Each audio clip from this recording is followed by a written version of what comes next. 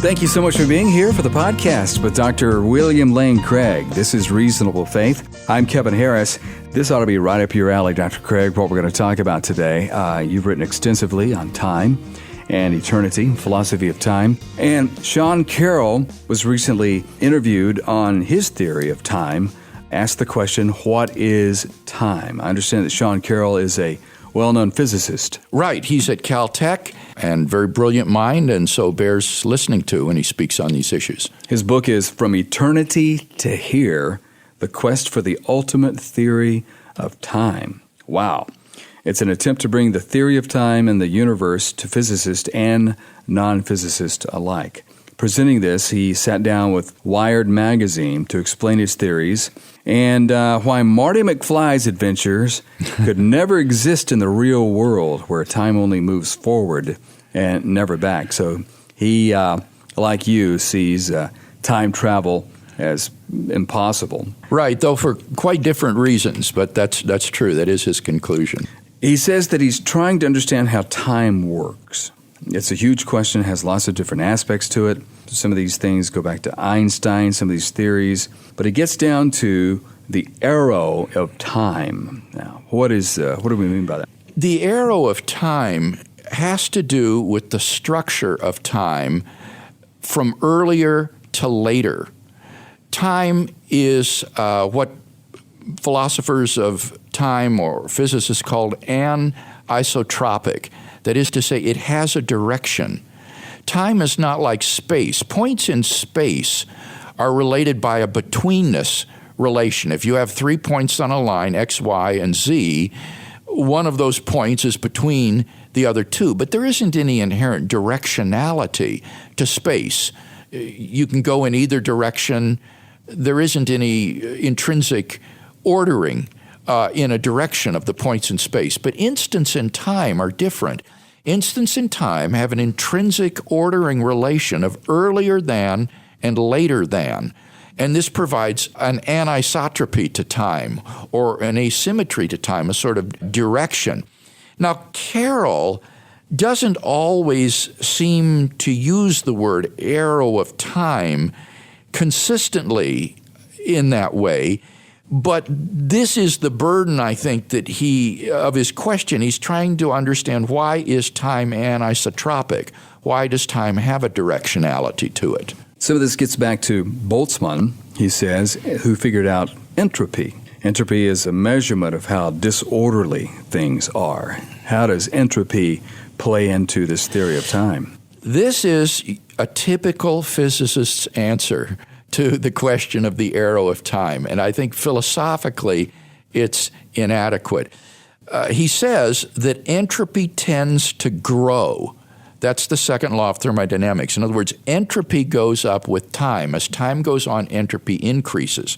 And so many physicists, and Carroll himself, I think, simply want to identify the direction of time with the direction of entropy increase. But the problem, Kevin, is that that's circular, because how do you know that the direction in which entropy increases is the later than direction rather than the earlier than direction? You have already assumed in saying that entropy increases that there is a direction between earlier and later, and that entropy is increasing in the later than direction. So at best, I think increase in entropy is a sort of physical manifestation of time's asymmetry. But it isn't definitional for the asymmetry of time, as philosophers of science like Lawrence Sklar have pointed out. To try to define the anisotropy of time as the direction of entropy increase is to reason in a circle. It's to beg the question, because you're already assuming that time is asymmetrical and that there is a direction in which the entropy is going up. So really, I think this project, as he stated it, is ultimately unsuccessful. Entropy can at best be evidence of an arrow of time, but it can't be definitive of it. It may show a direction, Kevin, but what I'm saying, it doesn't constitute the direction of time. Time has an intrinsic directionality in it from earlier to later, And it is in the later than direction that entropy increases. But if entropy just defines the direction of time, you could have flipped it around and said, well, we'll call the direction in which entropy increases the earlier than direction, and the entropy in which it goes down, we'll call that the later than direction. It would be just completely symmetric, but it's not symmetric. There's a directionality to time from earlier to later, and it is in the later than direction that we observe entropy to increase. So the direction of entropy increase is something that actually presupposes the asymmetry of time already. Wired Magazine asks, so the Big Bang starts it all, but you theorize that there's something before the Big Bang, something that makes it happen. What's that? Carol says, if you find an egg in your refrigerator, you're not surprised. You don't say, wow, that's a low entropy configuration. That's unusual. Because you know that the egg is not alone in the universe. It came out of a chicken, which is part of a farm, which is part of the biosphere, etc., etc. But with the universe, we don't have that appeal to make. We can't say that the universe is part of something else. But that's exactly what I'm saying. I'm fitting in with a line of thought in modern cosmology that says that the observable universe is not all there is. It's part of a bigger multiverse. The Big Bang was not the beginning. And if that's true, it changes the question you're trying to ask. It's not, why did the universe begin with low entropy? It's, why did part of the universe go through a phase with low entropy? And that might be easier to answer. So what he's suggesting is that when we ask the question, why was the Big Bang characterized by this extraordinarily low entropy condition, we'll answer that by embedding the universe in a higher reality or a larger reality, which is the multiverse. And the universe, he says, is just a part of this multiverse and has emerged from this vacuum situation of empty space and time that is characterized with a certain energy level, and that fluctuations occur in this, which spawns baby universes, so to speak. Now, it's not clear exactly which sort of multiverse model he's adopting here, but this is a fairly traditional multiverse sort of proposal to avoid an absolute beginning of the universe. Once again, Bill, this seems to be evidence of multiverses becoming more popular. And there was a time I wondered, just from observing it, if it was just going to go away. But here's another physicist who is embracing some kind of right. It's an attempt to avoid, in this case, an absolute beginning of the universe in which the low entropy is simply put in as an initial condition as part of the creation of the universe. You try to get rid of the initial creation event by embedding the universe in a larger condition. But the question here, Kevin, I think that needs to be posed is, can this larger multiverse then be extrapolated back to infinity? Can this have been eternal? And I think there's reason to think that it cannot. Look what Carroll says about this empty space from which the universe emerges. He says, if time flows without entropy, and there's no one there to experience it, is there still time? Yes, there's still time. It's still part of the fundamental laws of nature, even in that part of the universe. It's just that events that happen in that empty universe don't have causality. It's just random fluctuations. So he's admitting this primordial condition is a temporal state. Time is passing. Events are still ordered as earlier and later than. But he thinks this is an arena of random fluctuations. I think it would be a mistake to say it's utterly acausal. Otherwise, you'd have to say there's no causal connection between this primordial condition of the universe and our universe, which would make them utterly diverse and unrelated. There's clearly some sort of causal connection here, even if it involves random fluctuations of the energy. So the question is, can this state, which he admits is a temporal state, be extrapolated back to past infinity? Can it have existed eternally? And I think there's good reason to think not. He admits, as he says here, almost nothing happens in this state. But he says there's no way for the universe to be truly static once and for all. There is no state the universe could be in that would just stay put forever and ever and ever. And that's the key point. This quantum vacuum state is not static. It is not stable. It cannot endure for infinite time. There are these random fluctuations going on in it. And at every point in the vacuum, there is a positive non-zero probability that a fluctuation will form there, which will turn into a universe and produce a universe. But then by now, every point in the quantum vacuum ought to have produced a universe, and we ought to be observing an infinitely old universe rather than a relatively young one.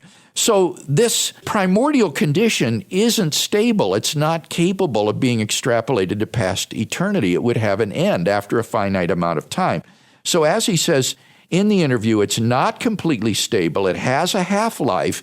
It will decay so that it can't exist for infinite time. So as James Sinclair points out in an article that we recently co-authored in response to Brian Pitt's on non-singular spacetimes and the origin of the universe, these types of model that postulate an eternal static state prior to the Big Bang ultimately will not work because they can't be extrapolated to past infinity. That state is unstable. It will decay in a finite amount of time and will therefore end.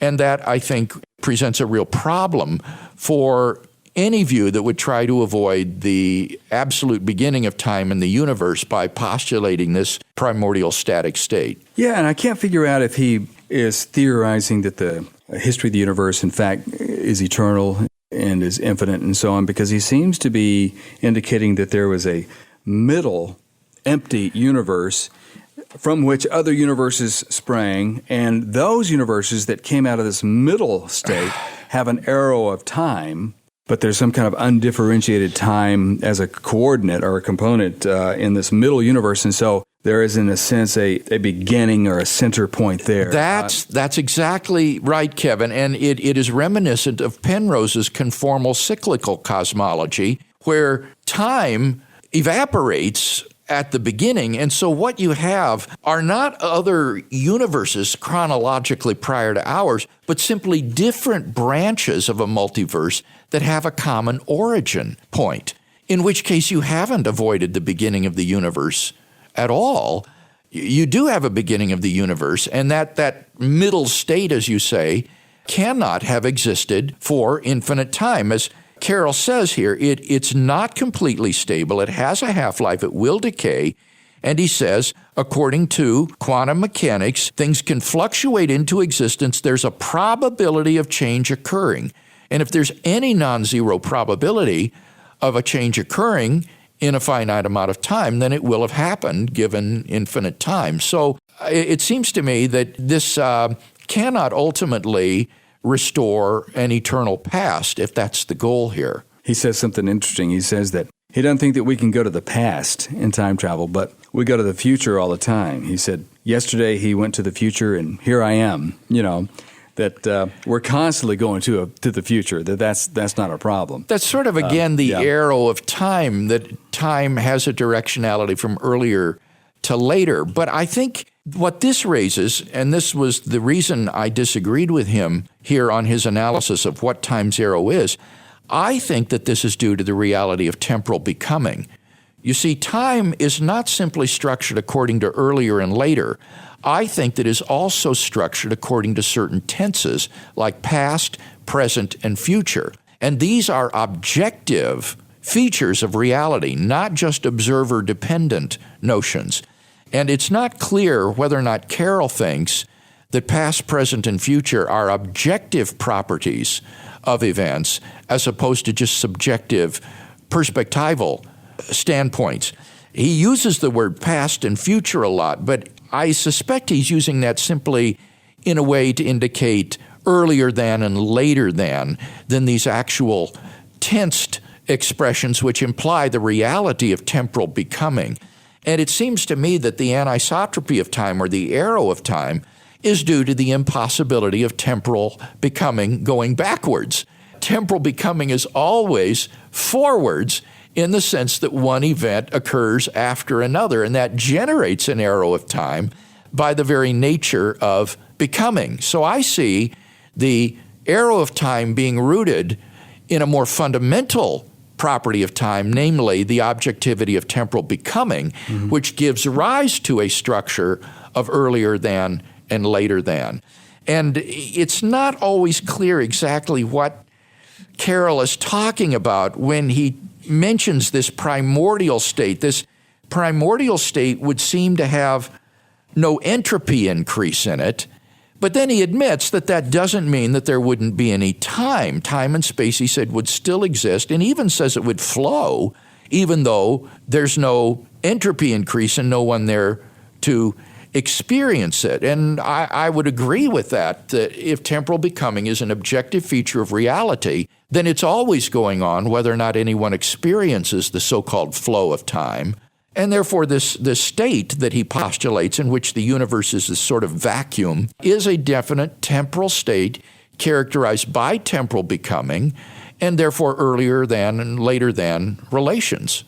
Wired magazine seems to kind of put words in his mouth a little bit by saying, so there's an infinite number of universes behind us and an infinite number of universes coming ahead of us. Yeah, I noticed that. He didn't say that. No, he didn't say that. That was putting words into his mouth. He never suggested that. And then they say, well, does that mean we can go forward to visit those universes ahead of us and stuff like that? And he answers that question, doesn't really get to what they said before. He just said, I suspect not. I don't know. He thinks that because the arrow of time is from earlier to later, therefore you can't go back in time. But those who propound time travel in the context of relativity theory differentiate between the cosmic arrow of time of the whole universe and the arrow of time in what's called proper time, which is the time of the individual observer.